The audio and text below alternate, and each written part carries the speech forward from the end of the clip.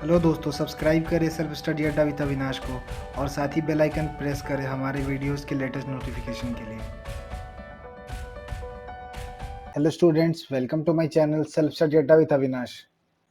अब हम स्टार्ट करने जा रहे हैं एक बहुत ही अच्छी सीरीज़ जिसमें हम लोग मैथ्स के सारे सिलेबस एनसीईआरटी के उसको कंप्लीट करने की कोशिश करेंगे। तो जो भी स्टूडेंट सब्सक्राइब कर रखा है, जिन लोगों ने अगर नोटिफिकेशन नहीं प्रेस किया है तो आप नोटिफिकेशन आइकन दबा लें और उसको सेलेक्ट करके बेल आइकन पे ऑल पे कर लें, ताकि मेरे जितने भी वीडियोस नए अपलोड हों इस चैनल पे आपको उसका नोटिफिकेशन आपके मोबाइल स्क्रीन के नोटिफिकेशन बार पे ही मिल जाए और उसको आप क्लिक करके और आप अपना वीडियो देख सकते हो और आप पढ़ाई स्टार्ट कर सकते हो। तो चलिए हम स्टार्ट करने वाले हैं आज इसी कड़ी में चैप्टर नंबर 3 से स्टार्ट कर रहे हैं। चैप्टर नंबर 3 जो कि लीनियर इक्वेशन इन 2 वेरिएबल है, इसको हम लोग स्टार्ट करने जा रहे हैं। ये क्लास 10th का है चैप्टर और ये काफ़ी इंपॉर्टेंट चैप्टर भी है आप लोग के लिए। और एक्स और वाई जैसे वेरिएबल्स की वैल्यू हमें फाइंड आउट करना पड़ता है इक्वेशंस के थ्रू। इस चैप्टर का जो बेसिक कॉन्सेप्ट है वो इसी बात पे डिपेंड करता है कि हमें दो इक्वेशन गिवन होंगे और दोनों इक्वेशन को हमें वन बाय वन करके सॉल्व करना है। पहले ग्राफिकली, उसके बाद हमें सॉल्व करना है अलजेब्रिकली। तो पहले हम ग्राफिक मेथड सीखेंगे, फिर then we will find algebraic methods. तो चलिए स्टार्ट करते हैं। तो जैसा कि आपको दिख रहा है, इसके नाम में ही काफ़ी सारी चीज़ें छिपी पड़ी हैं। जैसे देखो आप, लीनियर। तो इसमें जो लीनियर शब्द है इसका क्या मतलब है? Linear means one in a straight line. Linear का मतलब इसमें जितने भी वेरिएबल होंगे उसके पावर क्या होंगे? उसके power, variable will have power one. जितने भी वेरिएबल हैं उनके पावर जो होंगे हमारे पास वो वन होंगे। ठीक है, एग्जाम्पल के तौर पे बात करें, 7x ये एक लीनियर है, बट अगर मैं लिख दूं 8x स्क्वायर तो ये लीनियर नहीं है। क्यों? क्योंकि इसके इसके x का जो वेरिएबल है उसका पावर कितना है? 2, नॉट 1। तो इसलिए लीनियर नहीं हुआ, ये क्वाड्रेटिक में बन गया। तो सबसे पहले चैप्टर का जो हमारे फर्स्ट वर्ड है उसका मतलब हमें शायद समझ में आ चुका है कि लीनियर का क्या मतलब है। कि वैसे वेरिएबल की हम बात करेंगे जिन वेरिएबल्स का पावर कितना होगा? 1 होगा। अब हम बात कर लेते हैं इक्वेशन का। जो इक्वेशन होता है इसका क्या मतलब है? It comes with an equal to sign. ठीक है, तो इक्वल टू साइन के साथ आने वाला ये इक्वेशन कहलाता है। एग्जाम्पल के तौर पे हम बात करें, अगर मैंने लिख दिया 2x प्लस 7, तो ये क्या है? ये इक्वेशन है क्या? नहीं, ये इक्वेशन नहीं है। ये हमारे पास क्या है? It is polynomial. बट वहीं पे अगर मैंने लिख दिया 2x प्लस 3 इक्वल्स टू 0, तो यहाँ पे इक्वल टू साइन आ गया, इक्वेट हो गया, इसके नाम में ही छिपा पड़ा है। अब देखो इसके टर्म में क्या लिखा हुआ है? इक्वेशन। तो इक्वेट है, तो इक्वेट होना चाहिए हमेशा इक्वल्स टू करके। कोई कुछ भी हो सकता है, कंपलसरी नहीं है कि यहाँ 0 ही हो। यहाँ पे 7, 8, 5, 4 कोई भी नंबर या वेरिएबल कुछ भी हो सकता है, बट उस पॉलिनोमियल के आगे इक्वल टू का साइन जरूर होना चाहिए। आप ढूंढेंगे, अगर इक्वल टू का साइन है इसका मतलब वो इक्वेशन बन रहा है। तो दिस इज इक्वेशन। वेरिएबल हमारे अल्फाबेट्स होते हैं बेसिकली, अल्फाबेट्स। मैथ्स में जनरली हम ए टू जेड कोई भी अल्फाबेट ले सकते हैं, वो हम उसको वेरिएबल बोल सकते हैं। वेरिएबल का क्या मतलब हुआ? हमारे पास दो चीजें होती हैं मैथ्स में, एक होता है कांस्टेंट, एक होता है वेरिएबल। तो कांस्टेंट का मतलब उस जिसकी वैल्यू फिक्स होगी, और वेरिएबल का मतलब नाम से पता चल रहा है, वेरी करेगा, यानी चेंज होता रहेगा। यानी वेरिएबल की अगर हम बात करें तो वेरिएबल हमारा हो जाएगा which can take any value, which can take any value. Example के तौर पे अगर हम बात करें तो हमारे पास है x इक्वल्स टू 2। किसी क्वेश्चन में x की वैल्यू क्या आ गई? 2। बट क्या ये पॉसिबल नहीं है कि किसी दूसरे क्वेश्चन में x की वैल्यू -4 आ सकता है? बिल्कुल पॉसिबल है। तो देखो, x तो सेम है, बट यहाँ क्या हो गया? दो डिफरेंट वैल्यूज को एक्वायर कर चुका है ये। एक जगह 2 है और एक जगह -4 है। इसका मतलब क्या है? इसीलिए इसको हम वेरिएबल कहते हैं। तो x यहाँ पे क्या हो गया? वेरिएबल। क्यों वेरिएबल? इसीलिए हुआ क्योंकि वो वेरी कर रहा है और वो कोई भी नंबर को ले सकता है, कोई भी नंबर को अपने ऊपर डाल सकता है। जबकि कांस्टेंट की बात करें, कांस्टेंट भी यहीं पे देख लेते हैं एक बार। वैसे तो सभी को पता होगा, कांस्टेंट्स का मतलब है फिक्स्ड वैल्यूज। जितने भी फिक्स्ड वैल्यूज हैं हमारे पास उन सबको हम क्या बोलते हैं? कांस्टेंट। एग्जांपल के तौर पे बात कर लें तो 9, आप 9 का जहाँ पे उपयोग करना है आपको, 9 जहाँ पे यूज़ करना है, आप 9 की जगह कुछ 8 नहीं लिख सकते, 7 नहीं लिख सकते। 9 की जगह हमें 9 ही लिखना पड़ेगा। अगर 5 है तो 5 की जगह हमारा 1 से काम नहीं चलेगा, 5 की जगह 0 नहीं हो सकता। 5 can not be equals to 7, 5 can not be equals to 3। वो उसकी एग्जिस्टेंस अपनी पक्की है। तो कांस्टेंट वैल्यूज यानी कि फिक्स्ड वैल्यूज होंगे उसके, तो हम उसको कांस्टेंट्स बोलते हैं। और हमारे पास जिनकी वैल्यू चेंज होती रहती हैं, जैसे कि ए से लेकर के जेड तक अल्फाबेट में कोई भी लिस्ट हो सकता है मैथ्स में, उन सबको हम बोलते हैं वेरिएबल। तो बेसिकली मैं यहाँ पे बच्चों को सिखाता हूँ कि जब भी हम कोई टर्म लिखते हैं, कोई भी टर्म आप लिखो, तो उसमें बेसिकली हमारे पास 3 चीजें होती हैं। एक होता है SNV रूल, मैं इसको बोलता हूँ SNV रूल। फर्स्ट जो चीजें होती है उसको साइन बोलते हैं, दूसरे चीज को हम बोलते हैं नंबर, और जो तीसरी चीज होती है उसको हम बोलते हैं वेरिएबल। इन तीनों से मिलके ही कोई भी टर्म बनता है। ठीक है, नंबर को हम दूसरी भाषा में क्या बोल सकते हैं, कांस्टेंट भी बोल सकते हैं, कांस्टेंट्स। तो जैसे एग्जांपल के लिए हम बात कर लेते हैं, कोई एक टर्म उठा लेते हैं, आप उठा लो -7x, तो ये क्या हो गया, sign, this is 7 is number, और x हमारे पास क्या हो गया, वेरिएबल। तो लिखने का भी क्रम भी यही होता है, यही ऑर्डर है जिसको आप फॉलो करेंगे। पहले आप साइन लिखते हो, फिर कोई ना कोई नंबर लिखते हो, फिर कभी कभी ना कभी आप वेरिएबल लिखते हो। तो अब कोई बच्चा ऐसे लिख रहा है x-7, अब देखो ना, बात तो वही है, -7x और x-7 में अंतर नहीं है, बहुत बड़ा अंतर हो जाएगा। अगर आपने मल्टीप्लाई फॉर्म में लिखा है तो ठीक है, लेकिन कोई बच्चा अगर लिख दे, ये रॉन्ग हो जाएगा। अगर कोई बच्चा लिखना चाहे कि सर मैं -x × 7 लिखता हूं, तो ऐसे लिखने को गलत नहीं है ये, -x × 7 क्या हो जाएगा, -7x। बट जो कन्वेंशनल तरीका है, जो अच्छा लगने वाला तरीका है, जिसमें हम यूज करते हैं कन्वेंशनली, अपने बुक्स में भी देखते हैं और एनसीईआरटी में भी लिखा रहता है, या एक लिखने का जो ऑर्डर है, पैटर्न है जो प्रिस्क्राइब्ड है, वो यही है कि पहले हम साइन लिखते हैं, फिर नंबर लिखेंगे, then we will follow variable. तो ये करेक्ट ऑप्शन है, this is the correct way to represent a term. और इन्हीं टर्म से मिलकर क्या बन जाता है, पॉलिनोमियल। और पॉलिनोमियल में अगर इक्वल टू साइन लगा दे तो हम क्या बन जाएगा, इक्वेशन बन जाएगा। तो सारे इंटरलिंक्ड है आपस में। तो मैं उम्मीद करता हूं कि ये आपको बेसिक जो नॉलेज है इस चैप्टर का, जो नाम है उसके रिलेटेड हर एक टर्म क्लियर हो गया होगा। तो अब यहाँ पे हम चैप्टर में हमारे कितने वेरिएबल की बात करेंगे, 2 वेरिएबल की बात करेंगे। तो इसको भी डिस्कस कर लेते हैं। हमारे पास है बेसिकली 2 वेरिएबल। तो 2 वेरिएबल का क्या मतलब हुआ कि दो एक साथ होंगे, या तो x एंड y यूज कर लेंगे हम इकट्ठे, s एंड t यूज कर सकते हैं, u एंड v यूज कर लेंगे। तो 2 वेरिएबल में लिखा गया इक्वेशन को हम क्या बोलते हैं, 2 वेरिएबल इक्वेशन। तो आइए हम जानते हैं लीनियर इक्वेशन क्या होता है। एक बार डेफिनेशन फॉर्म में भी इसको समझ लेते हैं। तो डेफिनेशन के तौर पे हम इसका क्या क्या दे सकते हैं, लीनियर इक्वेशन क्या होता है कि any equation which can be written in the form ax plus by plus c equals to 0। ये जो आपको दिख रहा है इक्वेशन, अगर हम किसी भी इक्वेशन को इस फॉर्म में लिख सकते हैं तो उसको हम क्या बोल सकते हैं, लीनियर इक्वेशन। बट साथ ही साथ इसमें कुछ कंडीशन है। कंडीशन क्या है कि ए बी और सी, ये जो तीन आपको टर्म दिख रहे हैं यहाँ पे, फर्स्ट टर्म ए है, सेकंड टर्म बी है, थर्ड टर्म सी है। ए बी सी कैसे होने चाहिए, ये होने चाहिए यहाँ पे रियल नंबर्स। और ए और बी दोनों ही जीरो नहीं होने चाहिए। एक जीरो हो सकता है, बट दोनों अगर जीरो हो जाएंगे तो हम उसको लीनियर इक्वेशन नहीं कह पाएंगे। अगर मान लो आपकी ए जीरो हो गया और बी जीरो आ गया, तो ए के जीरो होने से वो बोला पूरा टर्म जीरो हो गया, बी के जीरो होने से वो टर्म ही जीरो हो गया, तो फिर हमारे पास बचा ही नहीं वेरिएबल, वेरिएबल ही पूरा खत्म हो गया। तो ऐसे चीज को हम इक्वेशन नहीं बोल सकते। ये अब देखते हैं इसके एग्जाम्पल को। तो अब इस फॉर्म में आप किसी तरीके से पुट कर दीजिए।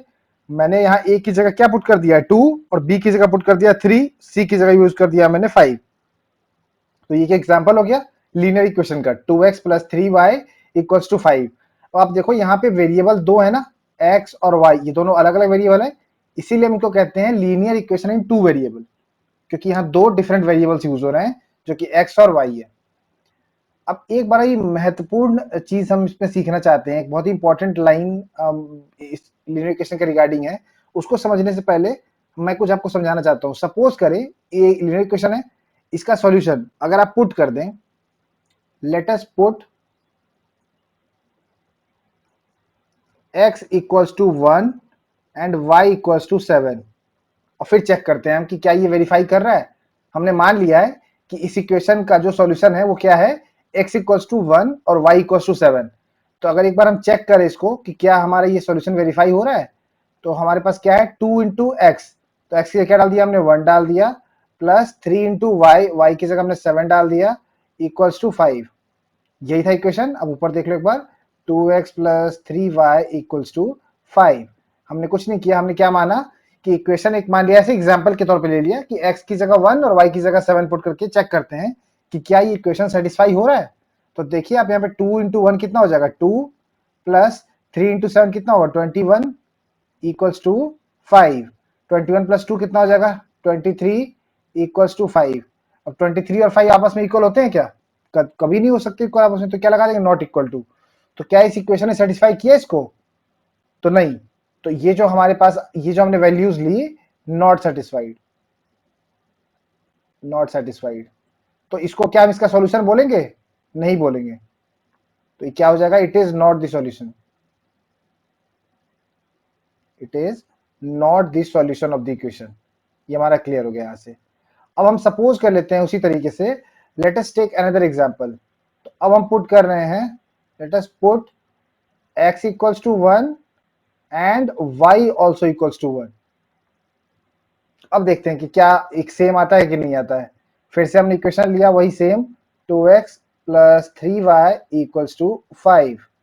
अब हमने 2x की जगह क्या डाल दिया हमने 1, 3y की जगह डाल दिया हमने 1 इक्वल्स टू 5। तो यहां से क्या हुआ, 2 into 1 is 2, 3 into 1 is 3 and equals to 5। 3 plus 2 is 5 equals to 5। क्या ये वेरीफाई हो गया, दिस हैज बीन वेरीफाइड। ये वेरीफाई नहीं हुआ था, तो इसका क्या मतलब है, ये x इक्वल्स टू 1 और y इक्वल्स टू 1 ने इस इक्वेशन को क्या कर दिया, सेटिस्फाइड कर दिया। तो हम यहाँ क्या लिख सकते हैं कि this has been satisfied by the equation. अब इस वैल्यूज के लिए सेटिस्फाई हो चुका है, तो ये क्या हो जाएगा, इट इज द सॉल्यूशन,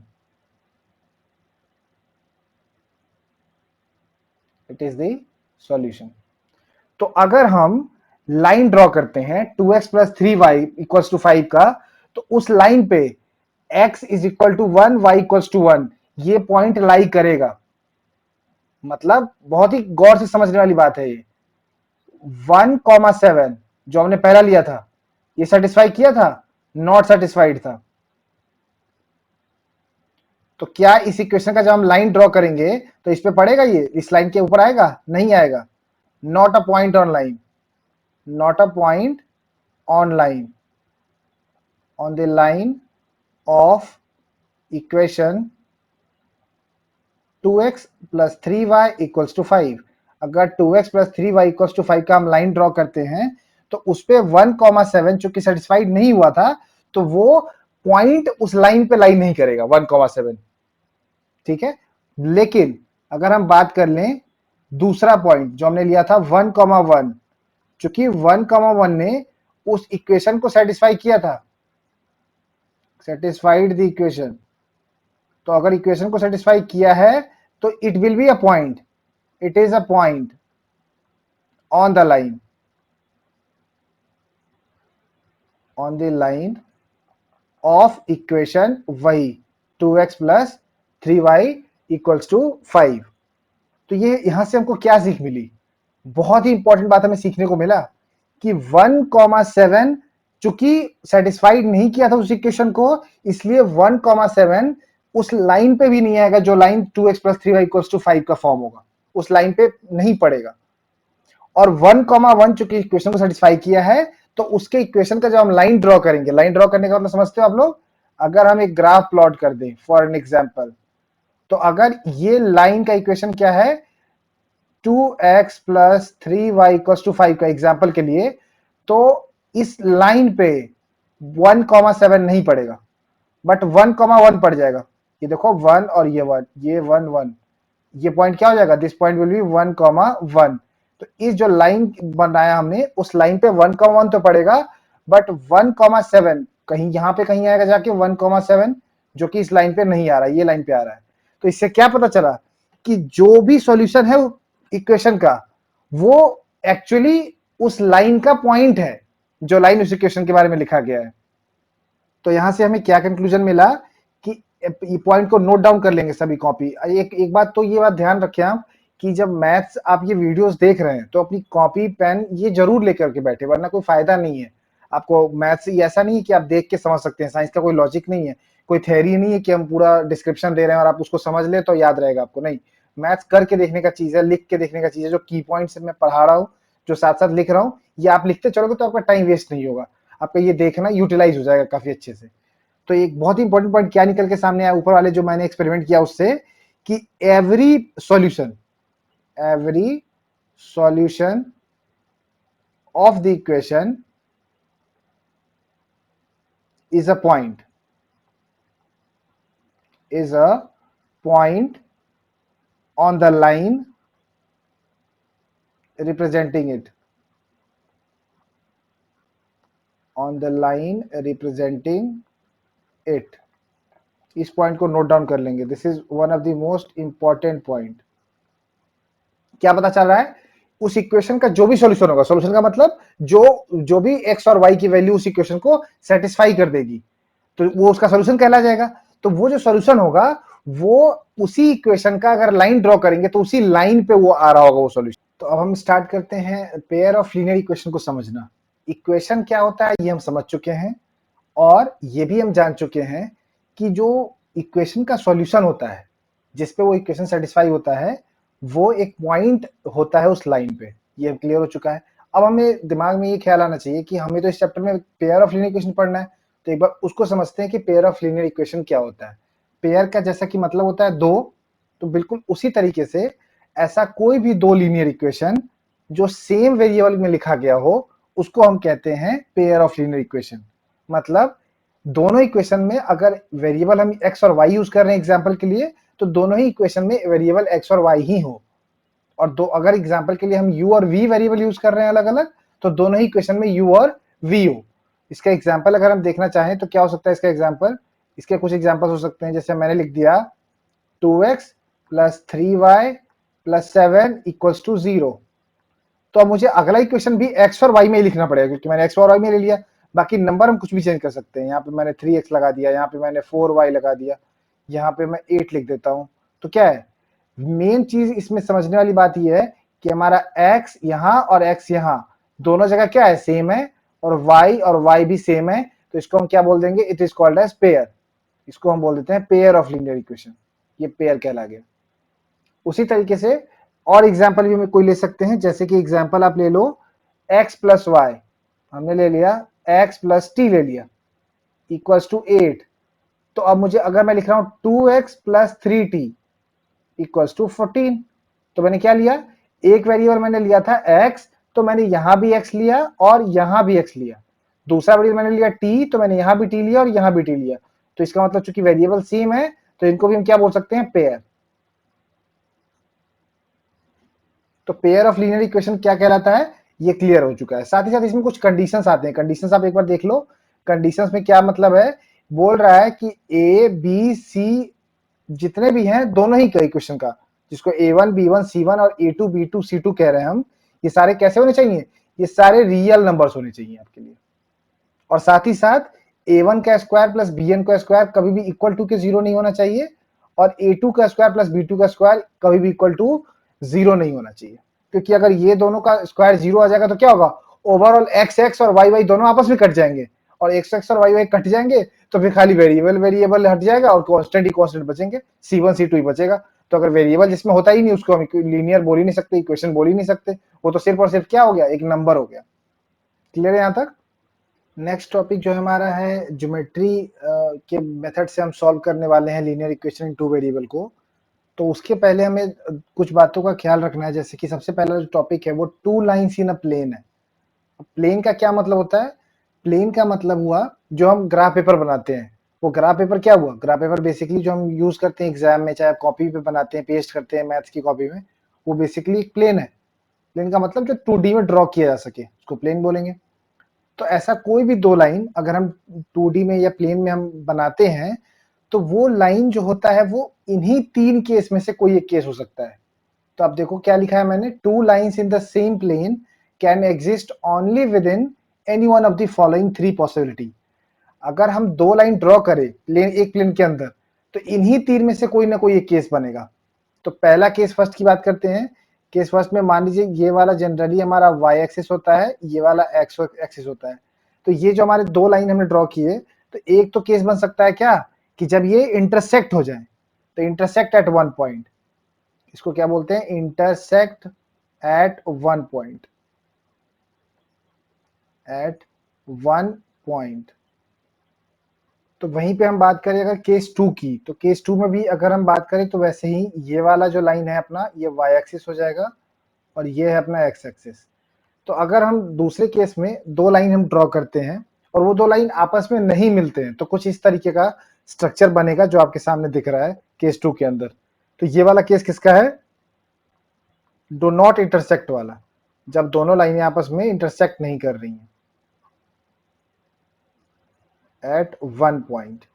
अच्छा, इस वाले पॉइंट में ना कई बार बच्चे केस 2 में कंफ्यूज हो जाते हैं, उनको लगता है कि डू नॉट इंटरसेक्ट में सर ऐसा लाइन क्यों नहीं हो सकता कि मैंने ऐसा ड्रॉ कर दिया एक लाइन और दूसरा लाइन मैंने ऐसे ड्रॉ कर दिया, तो ये भी तो नॉट इंटरसेक्ट है इसका मतलब। लेकिन आप तो यहाँ पैरेलल दिखाए हो, बेसिकली इसका क्या मतलब हुआ, दैट इज पैरेलल लाइंस। लेकिन यहाँ पैरेलल ही क्यों दिखाए हो आप, डू नॉट इंटरसेक्ट तो ऐसा भी हो सकता है, किसी के दिमाग में ये ख्याल आए। तो ये ऐसा इसलिए नहीं हो सकता क्योंकि देखो ये भी, अगर मैं इसको एक्सटेंड करूँ इस लाइन को और इधर वाले को एक्सटेंड करूं, तो दोनों कहीं ना कहीं तो मीट कर जाएंगे जाके। तो डू नॉट इंटरसेक्ट में सिर्फ एक ही केस बनता है, वो है पैरेलल लाइन का केस। जब क्या होगा, पैरेलल होगा। अगर पैरेलल की बात करें तो आप इसको इधर एक्सटेंड करो चाहे इसको इधर एक्सटेंड करो, ये दोनों हमेशा पैरेलल ही रहेंगे, तो कभी मिलेंगे ही नहीं। तो यही वाला केस इकलौता है डू नॉट इंटरसेक्ट का। अगर हम बात करें केस नंबर 3 की, तो यही तीसरा केस हो सकता है कि दो लाइन होंगे तो आपस में क्या होंगे, ओवरलैप कर जाएंगे, मतलब एक के ऊपर एक आ जाएगा। यानी कि इस लाइन, इस वर्ड को हम क्या बोलते हैं, मैथ्स में इसको बोलते हैं lines will be coincident, lines will be coincident. Coincident मतलब एक के ऊपर ही दूसरा बनेगा। तो एक क्या बना हमारे पास, तो लाइंस की क्या क्या कंडीशन बने, intersecting lines, parallel lines and coincident lines. तो हम जब भी दो लाइन को एक प्लेन में ड्रॉ करेंगे तो यही तीन केस में से कोई एक ना एक केस बन रहा होगा। किसी भी लीनियर इक्वेशन को, पेयर ऑफ लीनियर इक्वेशन की बात हो रही है यहाँ पे, उसको ग्राफिकली कैसे शो कर सकते हैं। तो मैंने ये एग्जांपल लिया जिससे आपको बेहतर अंडरस्टैंडिंग मिलेगी, और आप एक्सरसाइज 3.1 जो है जिसमें क्वेश्चंस है ग्राफिकली रिप्रेजेंट करने वाला, वो आप सॉल्व कर पाएंगे। दिक्कत क्या आती है ऐसे वर्ड प्रॉब्लम में कई बार बच्चों को, कि उनकी मीनिंग नहीं समझ पाते हो कि इंग्लिश में क्या लिखा है और मैं उसका सेंटेंस कैसे फ्रेम करूं जो कि मैथमेटिकली इक्वेशन में डिनोट करने में मुझे आसानी हो। तो सेंटेंसेस को इक्वेशन के फॉर्म में लिखना एक बहुत ही इंपॉर्टेंट पार्ट है इसका। तो पहले हमें वही सीखना है। हमेशा आप इक्वेशंस को जब बनाने के बैठे वर्ड प्रॉब्लम के थ्रू, तो आप वर्ड प्रॉब्लम्स को ब्रेक करके बनाएं, तोड़ के बनाएं दो भागों में, इकट्ठा ट्रीट ना करें। अगर आप पूरा क्वेश्चन पढ़ लेंगे फिर उसके बाद सॉल्व करेंगे, कुछ भी नहीं समझ में आएगा। आप उसको देखो कि ब्रेकिंग पॉइंट कहाँ है। तो मुझे दिख रहा है ये ब्रेकिंग पॉइंट, एक तो राम के स्टेशनरी शॉप पे जाना और दो पेंसिल और तीन इरेजर को परचेज करना, ये पहला केस दिख रहा है मुझे। अब वहीं अगर बात करूं मैं दूसरा ब्रेकिंग पॉइंट की, तो उसके बाद जो जो गया है, उसकी एक फ्रेंड गई जो सोनाली है, उसने क्या खरीदा, 4 pencil and 6 erasers of same kind for ₹18। तो जैसा आप समझ गए कि क्वेश्चंस को ब्रेक करना इंपॉर्टेंट है, और बिल्कुल इसी पैटर्न के साथ आप कोई भी क्वेश्चन को प्रोसीड करना है, चाहे इस चैप्टर का हो, चाहे क्वाड्रेटिक का हो, चाहे कभी भी वर्ड प्रॉब्लम आप देखो, तो मेरा जो अप्रोच है बताने का वो यूनिवर्सल है, हर जगह लागू होता है। तो आप हमेशा वर्ड प्रॉब्लम्स को ब्रेक कर लो पार्ट्स में, और एक एक पार्ट को इंडिविजुअली डील करो, कभी भी गलती नहीं होगी। अगर आप इकट्ठा चारों चीजों को पढ़ोगे, पूरी लाइन को, सेंटेंसेस को इकट्ठे पढ़ोगे, तो आपको कुछ नहीं समझ में आना है इसमें। तो स्टार्ट करते हैं बनाने के लिए। सबसे पहले हमें बताना है कि हमारे लिए अननोन क्या है, उनको हम लेट करते हैं। जैसे आपको सबको पता है कि वर्ड प्रॉब्लम ऐसे ही सॉल्व होता है। तो हमें पहले मानना है, क्या मानना है, राम की बात करें तो राम ने 2 पेंसिल खरीदा है और 3 इरेजर खरीदा है, और ये दोनों का इकट्ठा प्राइस कितना है, 9 रुपीज। लेकिन क्या हमें क्वेश्चन में इंडिविजुअल प्राइस बताए हैं कि पेंसिल कितने के हैं कि इरेजर कितने के हैं? तो बिल्कुल नहीं, मुझे इंडिविजुअल प्राइसेस नहीं बताए गए हैं, मुझे कलेक्टिव प्राइस बताए गए हैं। तो हमें इंडिविजुअल प्राइस को क्या मानना पड़ेगा, एक्स और वाई। तो कैसे पता चला मुझे कि एक्स और वाई अलग अलग ही मानना है, क्योंकि एक तो वैसे भी दो अलग अलग क्वांटिटी है और लीनियर इक्वेशन 2 वेरिएबल पढ़ रहे हैं, तो 2 वेरिएबल आना ही है। तो पेंसिल के लिए एक्स मान लो आप, इरेजर के लिए वाई मान लो, या कोई भी अल्फाबेट जो आपको सुटेबल हो। मैं यहाँ एक्स और वाई लेकर के चल रहा हूं। तो लेट स्टार्ट करते हैं। तो हम क्या लिखेंगे, let the cost of one pencil be rupees x मान लिया हमने, एंड 1 इरेजर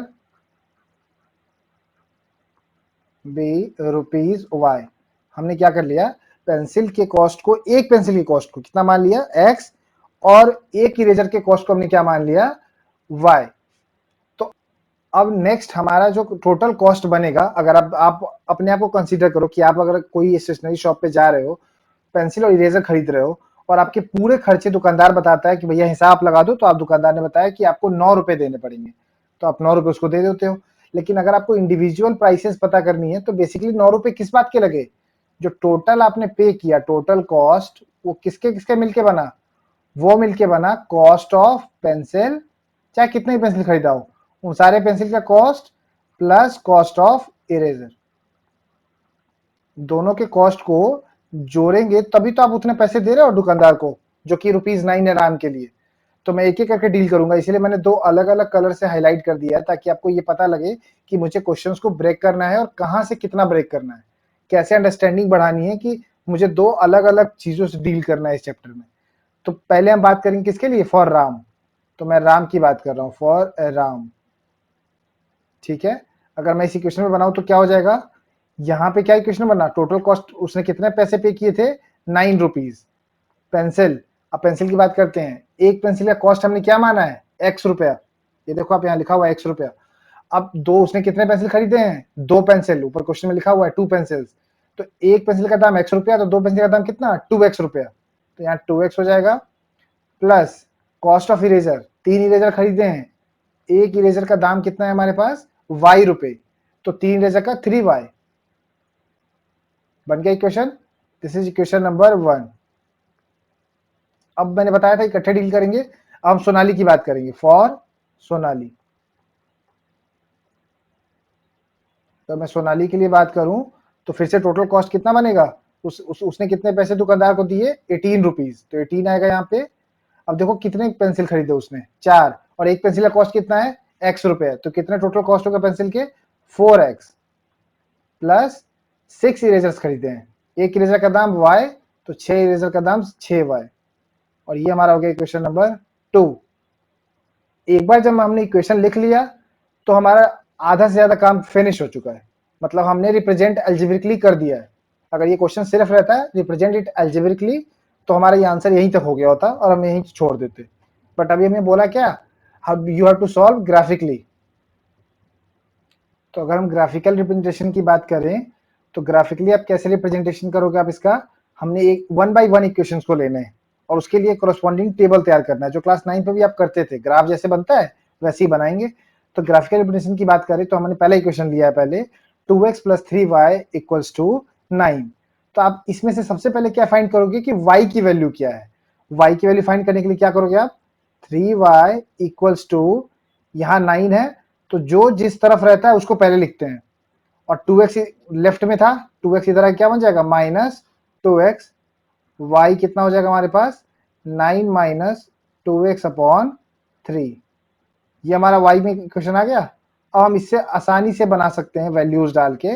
अब इसके लिए आप निकालना स्टार्ट करोगे, तो कैसे निकालेंगे हम, अगर मान लो हमने यहाँ पे डिनोट कर दिया इसको x से, इसको y से, तो एग्जाम्पल के लिए अगर हम डालते हैं x इक्वल्स टू 0, तो हमारा y क्या आएगा, बताओ। y के लिए हम क्या करेंगे, इस इक्वेशन में आप x की जगह क्या डाल दोगे, 0 डाल दो आप, तो क्या लिखोगे, 9 माइनस 2 इंटू 0 अपॉन 3, तो y क्या निकल के आ जाएगा, 9, और 2 इंटू 0 0 ही होता है, तो लिखा ही नहीं जाएगा, 9 अपॉन 3, ये कट के कितना आ जाएगा, 3 हो जाएगा। तो हम यहाँ पे फिल कर दे, पहले फिल करने के लिए क्या पढ़ना, हमने x क्या डाला था, 0, तो हम यहाँ क्या लिख देंगे, 0, और हम उस पर y कितना निकल के आया, 3। नेक्स्ट हम आगे बढ़ते हैं, x 0 आ गया, y 3 आ गया। नेक्स्ट अगर हम बात करें कोई दूसरा नंबर की, तो आप दूसरा नंबर ले लो, x की वैल्यू एग्जाम्पल के लिए हम ले लेते हैं यहाँ पे 3, x3 लेते हैं, y क्या आएगा, चेक कर लेते हैं। तो उसी इक्वेशन में डालेंगे बार बार, जो इक्वेशन हमारा मेन निकला है, इसको इक्वेशन थर्ड बोल दो आप। थर्ड इक्वेशन भी हर बार आप x की वैल्यू चेंज करोगे और y आपको उसके अकॉर्डिंग मिल जाएगा। तो अगर हम यहाँ y लिखते हैं, y इक्वल टू क्या आ जाएगा, 9 माइनस 2 इंटू 3 लिया हमने x, तो 3 डाला हमने अपॉन 3। इसको अगर फर्दर सॉल्व करोगे तो अब क्या आ जाएगा, 3 टू जा 6, 9 माइनस 6 कितना हो जाएगा, 3 upon 3, which comes out to be 1। तो अब यहाँ वैल्यूज फिट करो अब डेटा, x कितना लिया था आपने 3, उसके लिए y कितना आया 1। दो डेटा हमारा क्लियर है। इसी तरीके से आप और भी वैल्यूज ले सकते हो, आपकी चॉइसेस है, काफी सारे वैल्यूज आप यूज कर सकते हो और आराम से ले सकते हो। तो हमें ये पहला वाला जो इक्वेशन था उसका हमने टेबल ड्रॉ कर लिया। ये टेबल ड्रॉ करना बहुत ही इंपॉर्टेंट था। टेबल ड्रॉ कर लिया, 2 वैल्यूज और 3 वैल्यूज दोनों में से आपको जो ठीक लगे ले सकते हो, पर ज्यादा प्रिस्क्राइब होता है 3 वैल्यूज होता है। मैं यहाँ एग्जांपल दे रहा हूँ तो 2 वैल्यू निकाल के दिखा दिए, बाकी आप खुद समझदार है, निकाल सकते हैं, कोई बहुत ज्यादा मुश्किल काम नहीं है। ये 9th में भी हम पढ़ चुके हैं। तो हमारा x 0,3 आया, पॉइंट दूसरा पॉइंट क्या आया 3,1 आया। चलते हैं हम बात कर लेते हैं इक्वेशन नंबर 2 को कैसे सॉल्व करेंगे। इसके लिए भी हमें y इक्वल्स टू ही निकालना है। हर इक्वेशन में आप y इक्वल्स टू निकाल सकते हो या x इक्वल टू भी निकाल सकते हो, कंपलसरी नहीं है। तो अगर आप यहाँ से y इक्वल्स टू निकालना चाहते हो तो क्या हो जाएगा 18, राइट साइड में जो पहले था वो पहले आएगा। आप देखो जो 4x था वो किस तरफ आ जाएगा, इस साइड माइनस साइन के साथ, क्योंकि 4x के आगे यहाँ पे क्या साइन था प्लस का। तो अब यहाँ से y इक्वल्स टू क्लियरली क्या आ गया 18 माइनस 4x अपॉन 6।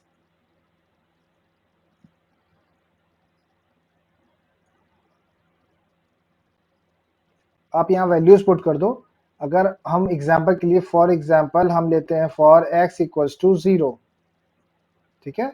तो y कैसे निकालेंगे, कई बार बच्चे कंफ्यूज हो जाते हैं कि x 0 ले लिया तो हम y निकाले कैसे। तो जो ऊपर लिखा है ना आपने इक्वेशन नंबर ये 4, इसी में पुट करना है आपको हर बारी x की जगह। तो y इक्वल्स टू क्या हो जाएगा 18 है तो 18 लिख दो आप, 4 इंटू एक्स की जगह आपने क्या माना है 0, तो यहाँ 0 डाल दो और पूरे का अपॉन कितना है हमारे पास 6। इसको सॉल्व कर लो, y इक्वल्स टू कितना हो जाएगा 18 माइनस 4 इंटू 0 तो 0 ही होता है, तो 18 अपॉन 6, ये कट जाएंगे आपस में, ये 3 हो जाएगा। तो y की वैल्यू क्या आ गई हमारे पास 3। कब, जब हमने x कितना रखा 0। तो हम यहाँ फिल कर लेंगे कि x तो हमने 0 रखा और उस पर y कितना आ गया 3 आ गया। नेक्स्ट नेक्स्ट इंस्टेंस के लिए हम क्या लेंगे, अपने आप ले लो फॉर x इक्वल्स टू 3 लेने पे y कितना आएगा 18 माइनस 4 इंटू 3 अपॉन 6। 18 माइनस 4 3 ज़ा 12 अपॉन 6। 18 माइनस 12 भी कितना होता है 6, 6 अपॉन 6 खत्म हो जाएगा, कितना आ गया हमारे पास y इक्वल्स टू 1। यही आपको टेबल में तैयार कर लेना है। तो टेबल में तैयार करते ही आप क्या लिखोगे, y आया आपका 1 कब, जब आपने x कितना लिया 3 लिया। तो हमारी जब दोनों टेबल तैयार हो गई फिर हम ग्राफ प्लॉट करेंगे। और ग्राफ कैसे प्लॉट करते हैं आइए अब इसे देखते हैं। अब आइए उन दोनों इक्वेशन के ग्राफ को प्लॉट करते हैं। इसके लिए हमें ग्राफ पेपर लेना है और हमने दोनों टेबल साइड में अपने, आपको पता ही रहेगा, आपको ऊपर आप दोनों टेबल बना ही चुके होंगे दोनों इक्वेशन के लिए। तो मैंने यहाँ लिख दिया है साइड में table for equation 1 and table for equation number 2।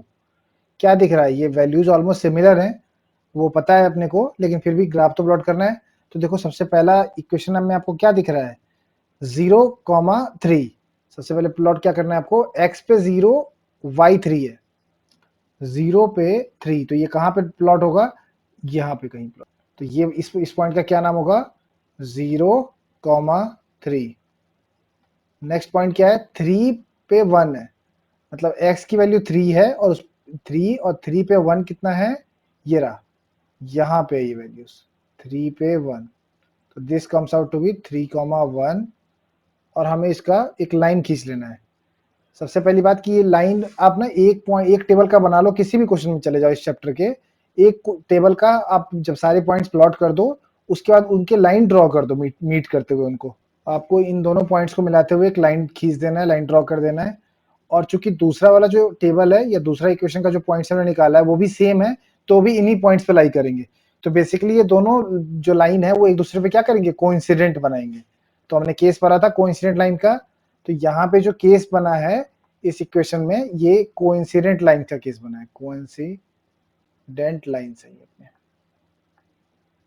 ठीक है। अब यहीं पे आपको नाम लिख देना है प्रॉपर, इसको आपको ना लेवल बहुत अच्छे से करना है। एग्जाम में हमेशा लेवलिंग छोड़ देते हैं हम लोग। जैसे देखो अपने स्टार्टिंग कहाँ से करना है, यहाँ x आएगा, x dash y, y dash, उसके बाद आप दोनों का लाइन का इक्वेशन लिखोगे, जो लाइंस हैं, क्योंकि यहाँ तो एक ही पे आ रहे हैं तो एक तरफ आप लिख दो पहला वाला इक्वेशन। पहला वाला जो इक्वेशन था वो हमारे पास क्या था, वो है हमारे पास 2x plus 3y, 2x plus 3y equals to 9, आपने ये लिख दिया। और दूसरा वाला जो इक्वेशन था वो क्या था, 4x plus 6y equals to 18। ये हमने क्या कर दिया, ग्राफिकल रिप्रेजेंटेशन। ये हमने इसका क्या कर दिया, ग्राफिकल रिप्रेजेंटेशन। तो अगर आप और कोई भी क्वेश्चन होगा उसका अगर ग्राफ ड्रॉ करते हो तो ऐसे ही करना है आपको। किसी भी ग्राफ को जो क्वेश्चन में आएगा उसका आपको सेम तरीके से रिप्रेजेंट करना है। तो यहाँ पे उम्मीद करता हूँ कि पूरा बेसिक कॉन्सेप्ट हमारा क्लियर हो चुका है और हमने ग्राफ प्लॉटिंग करना सीख लिया, ग्राफिकली कैसे रिप्रेजेंट करते हैं ये भी सीख लिया, एल्जेब्रिकली के थोड़े से टिप्स एंड ट्रिक्स सीखे हैं आज की क्लास में, बट ये हम रेगुलर और भी सीखते चलेंगे आगे, जैसे जैसे क्लासेस आएंगी, जैसे जैसे वर्ड प्रॉब्लम्स स्टार्ट होंगे, हम आगे की क्लासेस में भी उसको सीखते जाएंगे। तो इस तरह से आज का हमारा ये बेसिक कॉन्सेप्ट का जो लेक्चर है इसको एंड करते हैं। आप सभी ध्यान से पढ़िए और प्रॉपर एक नोट्स बना लीजिए, कॉपी के साथ और पेन के साथ ही पढ़ाई करिए, वीडियो तभी देखने का फायदा है। और साथ ही साथ अगर इस वीडियो को अगर आपको अच्छा लगे, ये जो नॉलेज मैं दे रहा हूँ आपको समझ में आ रही है बात, आपको अब अच्छी लग रही है, तो अपने फ्रेंड्स दोस्तों के साथ शेयर जरूर करें और वीडियो को लाइक करना और कमेंट आपको करना है नीचे। अगर कोई भी डाउट है तो सभी डाउट का रिप्लाई जरूर मिलेगा आपको, और चैनल को सब्सक्राइब जरूर कर लें। थैंक यू, जय हिंद।